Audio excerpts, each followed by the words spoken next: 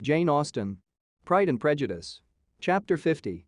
Mr. Bennet had very often wished before this period of his life that, instead of spending his whole income, he had laid by an annual sum for the better provision of his children and of his wife, if she survived him.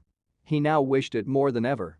Had he done his duty in that respect, Lydia need not have been indebted to her uncle for whatever of honor or credit could now be purchased for her. The satisfaction of prevailing on one of the most worthless young men in Great Britain to be her husband might then have rested in its proper place. He was seriously concerned that a cause of so little advantage to anyone should be forwarded at the sole expense of his brother-in-law, and he was determined, if possible, to find out the extent of his assistance and to discharge the obligation as soon as he could. When first Mr. Bennet had married, economy was held to be perfectly useless, for, of course, they were to have a son. The son was to join in cutting off the entail as soon as he should be of age, and the widow and younger children would by that means be provided for. 5 daughters successively entered the world, but yet the son was to come, and Mrs. Bennet, for many years after Lydia's birth, had been certain that he would. This event had at last been despaired of, but it was then too late to be saving. Mrs. Bennet had no turn for economy, and her husband's love of independence had alone prevented their exceeding their income. £5,000 was settled by marriage articles on Mrs. Bennet and the children. But in what proportions it should be divided amongst the latter depended on the will of the parents. This was one point, with regard to Lydia at least, which was now to be settled, and Mr. Bennet could have no hesitation in acceding to the proposal before him.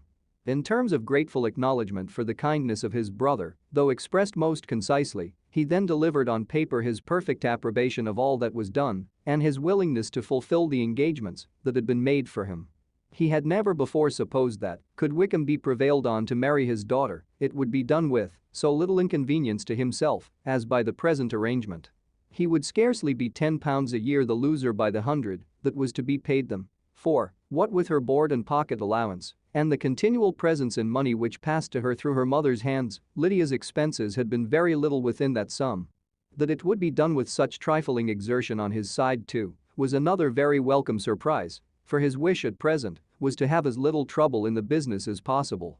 When the first transports of rage which had produced his activity in seeking her were over, he naturally returned to all his former indolence. His letter was soon dispatched, for, though dilatory in undertaking business, he was quick in its execution. He begged to know further particulars of what he was indebted to his brother, but was too angry with Lydia to send any message to her. The good news spread quickly through the house and with proportionate speed through the neighborhood. It was borne in the latter with decent philosophy. To be sure, it would have been more for the advantage of conversation had Miss Lydia Bennet come upon the town, or, as the happiest alternative, been secluded from the world in some distant farmhouse. But there was much to be talked of in marrying her, and the good-natured wishes for her well-doing which had proceeded before from all the spiteful old ladies in Meryton lost but a little of their spirit in this change of circumstances, because with such an husband her misery was considered certain. It was a fortnight since Mrs. Bennet had been downstairs, but on this happy day she again took her seat at the head of her table and in spirits oppressively high. No sentiment of shame gave a damp to her triumph. The marriage of a daughter, which had been the first object of her wishes since Jane was 16, was now on the point of accomplishment, and her thoughts and her words ran wholly on those attendants of elegant nuptials, fine muslins, new carriages, and servants. She was busily searching through the neighborhood for a proper situation for her daughter and, without knowing or considering what their income might be, rejected many as deficient in size and importance. Hay Park might do, said she, if the Gouldings could quit it, or the great house at Stoke, if the drawing-room were larger, but Ashworth is too far off. I could not bear to have her 10 miles from me, and as for Pulvis Lodge, the attics are dreadful. Her husband allowed her to talk on without interruption, while the servants remained.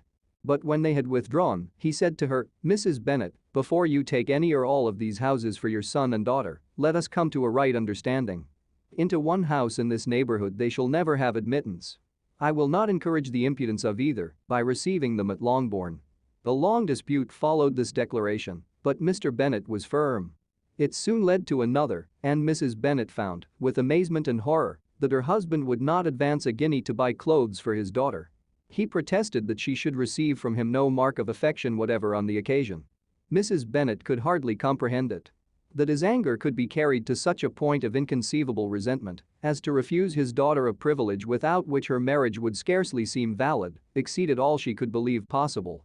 She was more alive to the disgrace which her want of new clothes must reflect on her daughter's nuptials than to any sense of shame at her eloping and living with Wickham a fortnight before they took place. Elizabeth was now most heartily sorry that she had, from the distress of the moment, been led to make Mr. Darcy acquainted with their fears for her sister, for since her marriage would so shortly give the proper termination to the elopement, they might hope to conceal its unfavorable beginning from all those who were not immediately on the spot. She had no fear of its spreading farther through his means. There were few people on whose secrecy she would have more confidently depended, but, at the same time, there was no one whose knowledge of a sister's frailty would have mortified her so much, not, however, from any fear of disadvantage from it individually to herself, for, at any rate, there seemed a gulf impassable between them. Had Lydia's marriage been concluded on the most honorable terms, it was not to be supposed that Mr. Darcy would connect himself with a family where, to every other objection, would now be added an alliance and relationship of the nearest kind with a man whom he so justly scorned. From such a connection she could not wonder that he would shrink. The wish of procuring her regard, which she had assured herself of his feeling in Derbyshire, could not in rational expectation survive such a blow as this. She was humbled, she was grieved, she repented, though she hardly knew of what. She became jealous of his esteem when she could no longer hope to be benefited by it. She wanted to hear of him when there seemed the least chance of gaining intelligence. She was convinced that she could have been happy with him when it was no longer likely they should meet. What a triumph for him, as she often thought, could he know that the proposals which she had proudly spurned only 4 months ago would now have been most gladly and gratefully received. He was as generous, she doubted not, as the most generous of his sex, but while he was mortal, there must be a triumph. She began now to comprehend that he was exactly the man who, in disposition and talents, would most suit her. His understanding and temper, though unlike her own, would have answered all her wishes. It was an union that must have been to the advantage of both. By her ease and liveliness, his mind might have been softened, his manners improved, and from his judgment, information, and knowledge of the world, she must have received benefit of greater importance. But no such happy marriage could now teach the admiring multitude what connubial felicity really was. An union of a different tendency, and precluding the possibility of the other, was soon to be formed in their family. How Wickham and Lydia were to be supported in tolerable independence, she could not imagine. But how little of permanent happiness could belong to a couple who were only brought together because their passions were stronger than their virtue, she could easily conjecture. Mr. Gardiner soon wrote again to his brother.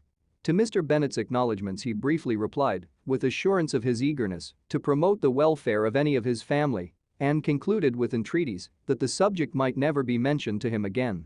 The principal purport of his letter was to inform them that Mr. Wickham had resolved on quitting the militia. It was greatly my wish that he should do so, he added, as soon as his marriage was fixed on. And I think you will agree with me in considering the removal from that corps as highly advisable, both on his account and my niece's. It is Mr. Wickham's intention to go into the regulars, and among his former friends, there are still some who are able and willing to assist him in the army.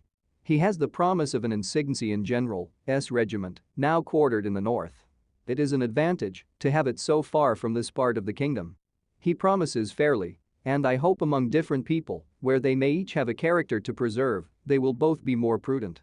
I have written to Colonel Forster to inform him of our present arrangements and to request that he will satisfy the various creditors of Mr. Wickham in and near Brighton with assurances of speedy payment, for which I have pledged myself. And will you give yourself the trouble of carrying similar assurances to his creditors in Meryton, of whom I shall subjoin a list according to his information. He has given in all his debts. I hope at least he has not deceived us. Haggerston has our directions, and all will be completed in a week. They will then join his regiment unless they are first invited to Longbourn, and I understand from Mrs. Gardiner that my niece is very desirous of seeing you all before she leaves the south.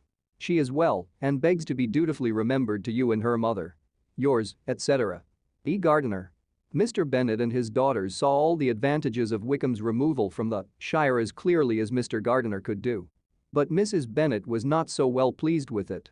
Lydia's being settled in the north, just when she had expected most pleasure and pride in her company, for she had by no means given up her plan of their residing in Hertfordshire, was a severe disappointment, And, besides, it was such a pity that Lydia should be taken from a regiment where she was acquainted with everybody and had so many favorites.